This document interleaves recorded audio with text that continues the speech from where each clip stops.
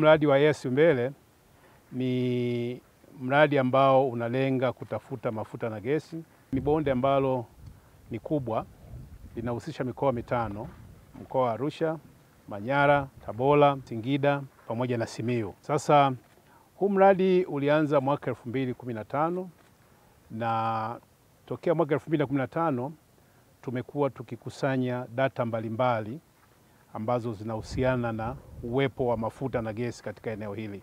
Tulikusanya tena data zingine ambazo zilikuwa zinahusisha ucholongaji wa visima vitatu katika maeneo ya Singida, kule Simiyu pamoja na maeneo ya Tabora. Sasa zile data zilipelekea kubainisha miamba tabaka ambayo ina mafuta.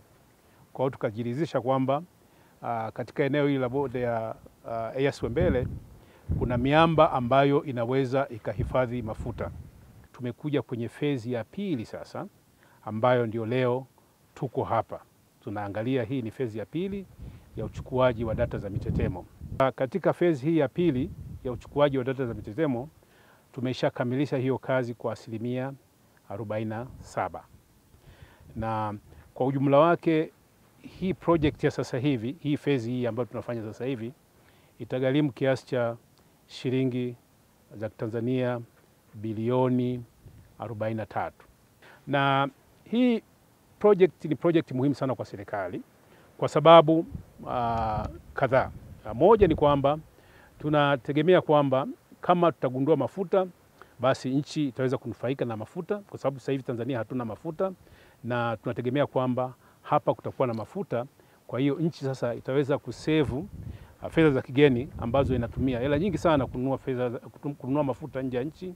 Viashiria vyote vinaonyesha kwamba kuna uwezekano wa kuwepo na mafuta, na tunategemea sasa, kama serikali tumetembelea na tumeona kwamba kazi zinaendelea vizuri, lakini tungependa spidi iongezeke. Na sasa hivi kama mnavyojua tunaelekea kwenye kipindi cha mvua. Kwa hiyo nafikiri kwenye kipindi cha mvua tutakuwa na challenges nyingi sana kupita. Kwa hiyo kwa kipindi hiki nafikiri tungeweza kuongeza manpower, tuongeze watu, tuongeze vifaa ili kazi iweze kukamilika. Na tunategemea kwamba hii kazi itakamilika mwaka kesho mwezi wa 4. Na baada ya hapo sasa tutakwenda kwenye hatua nyingine ambayo itakuwa ni kama data zitakuwa ni nzuri, basi itakuwa ni hatua ya ucholongaji wa mashimo yale marefu.